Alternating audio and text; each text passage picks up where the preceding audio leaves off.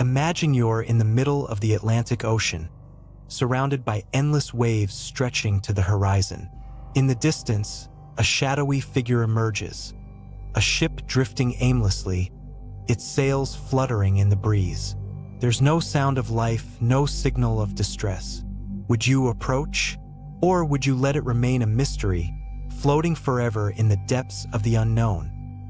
In December of 1872, the British brig Dei Grazia stumbled upon one of history's most haunting maritime enigmas. The ship was the Mary Celeste, a sturdy American merchant vessel, found eerily adrift. Its crew had vanished without a trace, leaving behind a scene that would chill even the most hardened sailors from a distance. The Mary Celeste appeared strangely ordinary. Her sails were partially set, and she glided quietly through the water. But as the Dei Grazia drew closer, an unnatural silence hung over the ship. The crew members of the Dei Grazia called out, but there was no response. Only the hollow groan of the ship's timbers answered, as though the vessel itself was alive and waiting. If you were there, would you board this ghostly vessel, or would fear hold you back?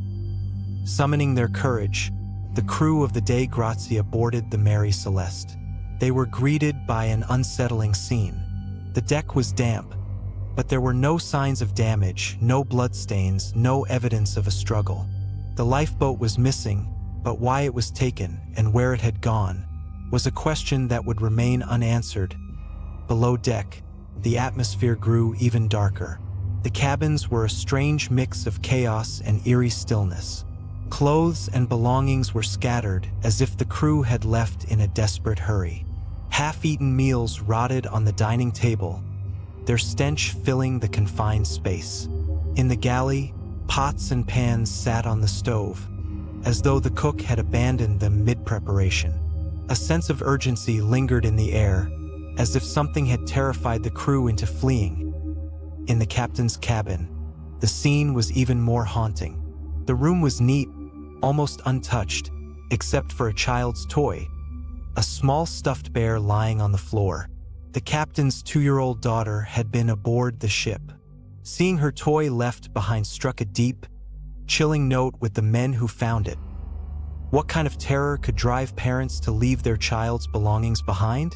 What unimaginable fear overtook them? The ship's logbook, also found in the captain's cabin, offered little in the way of answers. The last entry, dated November 24, 1872, simply stated their position near the Azores Islands. The weather was calm, and there were no indications of trouble. 10 days had passed since that entry. What had happened during that time? Theories began to emerge, each darker and more disturbing than the last. Some believed pirates had attacked, but there was no evidence of violence, and the cargo, barrels of denatured alcohol, was untouched.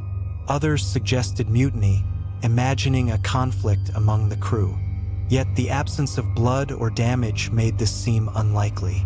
Could it have been a sudden illness, perhaps food poisoning or a contagious disease, that forced the crew to abandon ship in desperation? Then there was the theory that the cargo itself was to blame. The barrels of alcohol might have leaked fumes, causing the crew to fear an explosion.